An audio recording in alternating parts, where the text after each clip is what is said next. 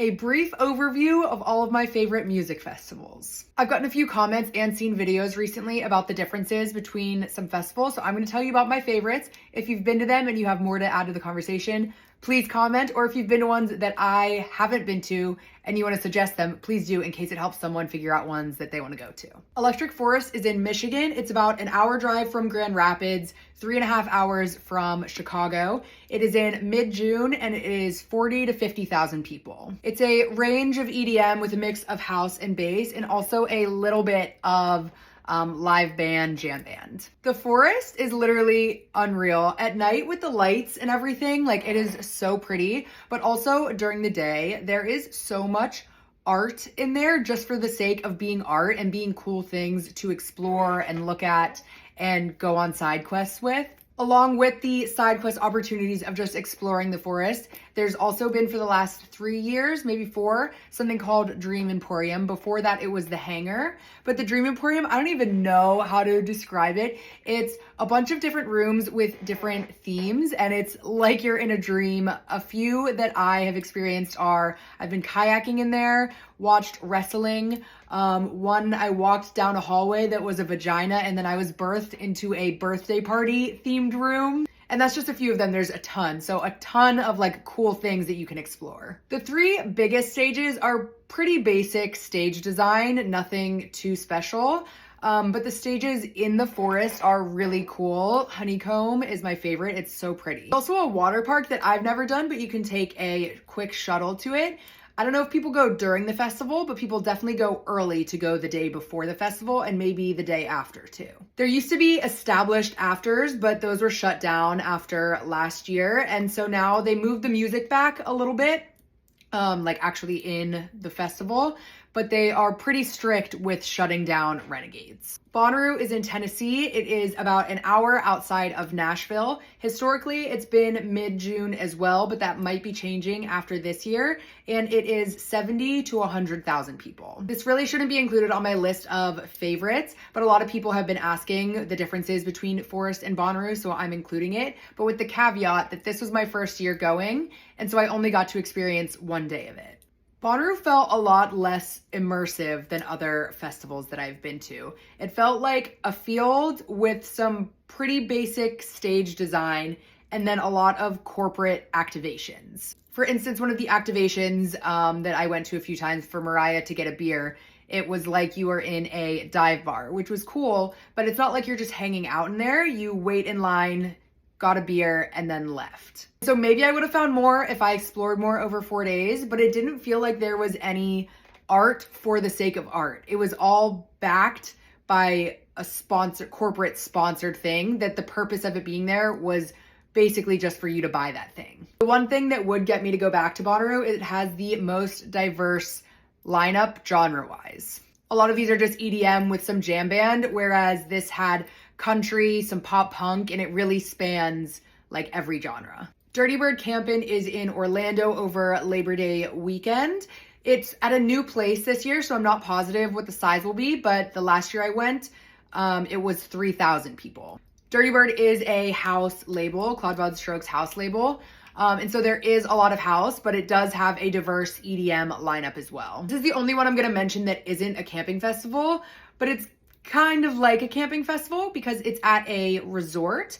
And so you get the good parts of a camping festival and then also the good parts of a city festival. Similar to a camping festival, you don't have to worry about leaving the festival grounds at all. You can leave, your car is right there over in the parking lot if you want to run somewhere and run back, but you don't need to worry about getting to and from the festival with driving, Ubering, or taking a shuttle. And you can at any point in time easily pop back up to your room, and then you can sleep in a room with a bed and a shower. You enjoy sets all day out by the pool, and then at night there are stages inside. Basically a summer camp. There's 3 different teams and you choose which of the 3 teams you want to be a part of, and then throughout the weekend there's activities and games where you can win points for your team.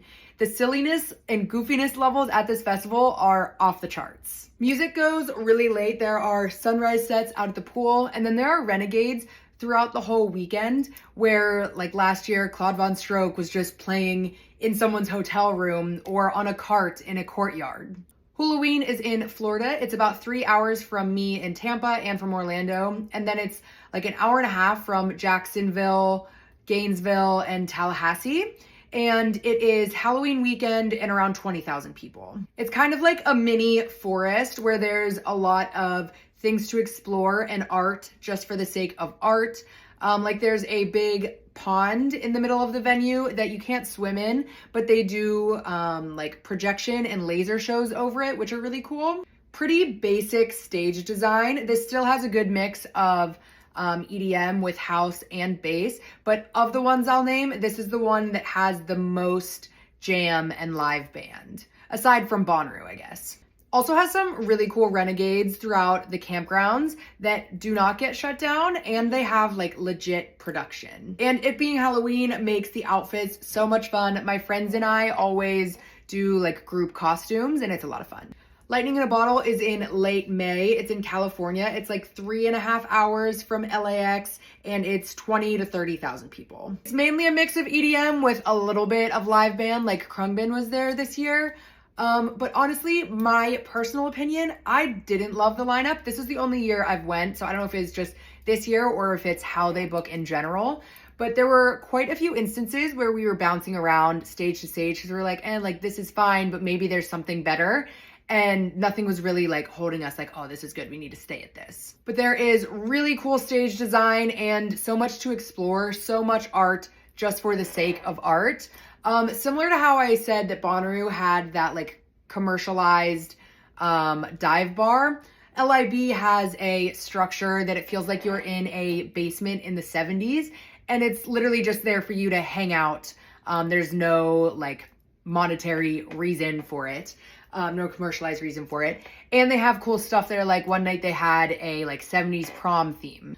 But there's a ton of that sort of thing to explore. There's also art cars, which are really cool. These big cars that are decorated in different ways, and they drive around and then can also post up at like anywhere in the festival, in the crowd, not at one of the stages, but like in the festival, and people play music off of them. So that was really cool. LIB also had more workshops than I've ever seen at another festival. All festivals have like yoga and some other things happening at like one location throughout the weekend, but LIB has multiple venues for these workshops, and they ranged a lot of things from the like yoga to like how to deal with grief to how to make pizza. Like there's a whole cooking venue, which is really cool. Also on a lake, which is really nice to dip and float in during the day whenever it's really hot. Some people say don't go in the lake. I went in it and I was fine. I don't know. Shambhala, please sound off in the comments about how to pronounce it. Every time I pronounce it, someone corrects me, and then I pronounce it that way, and then someone corrects me back to the way I pronounced it before.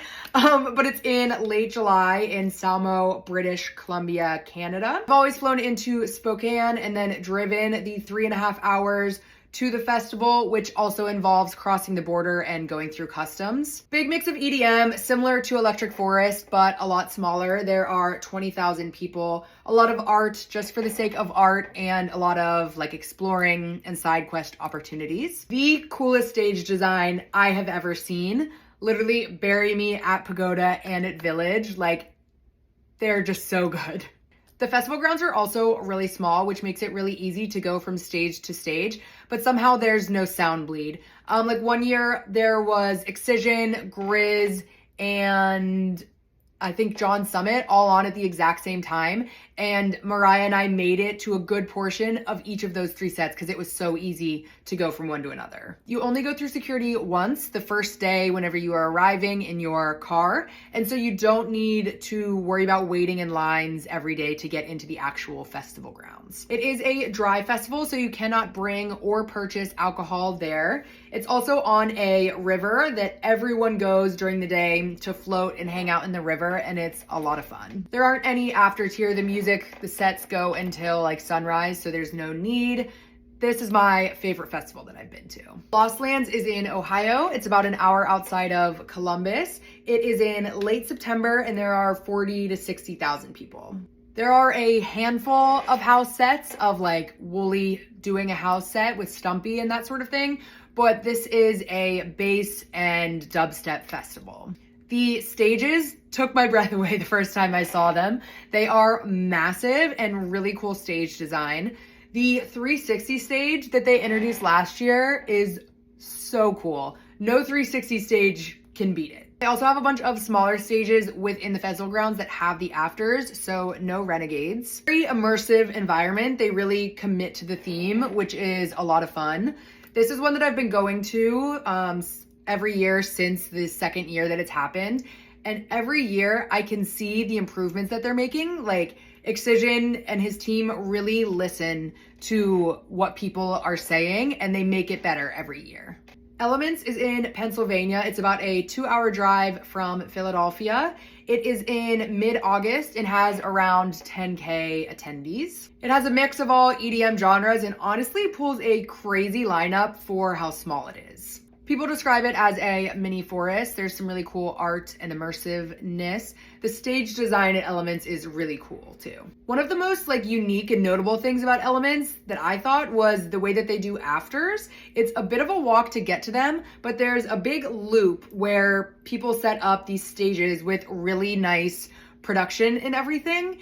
And it's nice because if you're not feeling one, you can walk to the next and just walk the loop and see what you're feeling, and it's all in one place. Whereas at Hula, you have to look up on Reddit where people are setting up the good afters, or just wander the campgrounds and look for the lasers and stuff. Okeechobee is in Florida, about 3 hours from Tampa, 2 from Orlando. It's in the beginning of March and has 30 to 40,000 people.